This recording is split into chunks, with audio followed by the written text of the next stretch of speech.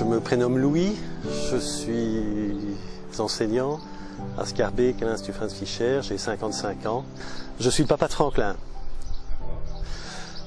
Franklin souffre d'une maladie auto-immune qui est le diabète de type 1.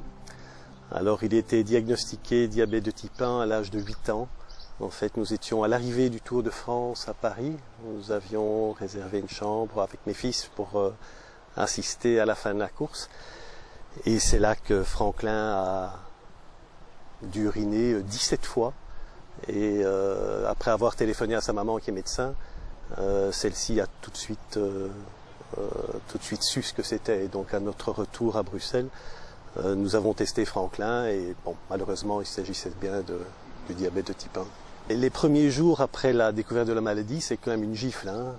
Lorsqu'on apprend ça, c'est quand même un gros coup sur la tête pour Franklin évidemment, mais c'est pour toute la famille. Franklin a fait 2 comas.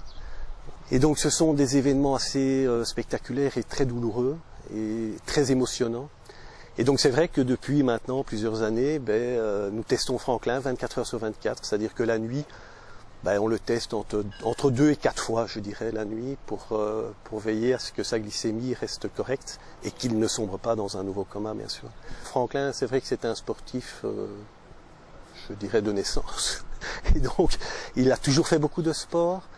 Il n'a pas choisi le sport le plus simple, puisqu'il fait du ski de compétition, mais sa maladie ne l'impacte pas à partir du moment où il est suivi. Alors c'est vrai que pour le suivre, notamment au niveau des courses de ski, c'est pas toujours facile. Pourquoi? Parce que soit sa maman, soit moi on doit être là, parce que la gestion de sa glycémie avant le départ est fondamentale. Avant le freestyle, c'est 7, 8, 9, 10 fois par jour se prélever une goutte de sang au bout du doigt.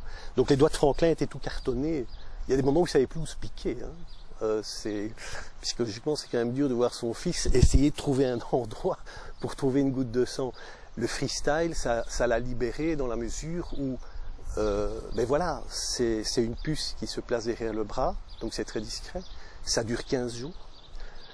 Jusqu'à présent, il ne s'est jamais plaint d'une quelconque douleur par rapport soit au placement ou par rapport à la vie, parce que 15 jours avec cette puce sur le bras, il ne s'est jamais plaint.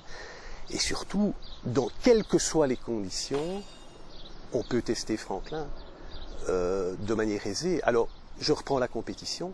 Lorsqu'il y a la combinaison, la veste, le froid, éventuellement les chutes de neige, lorsqu'il faut commencer à se piquer au bout de doigts au départ d'une course, c'est pas possible.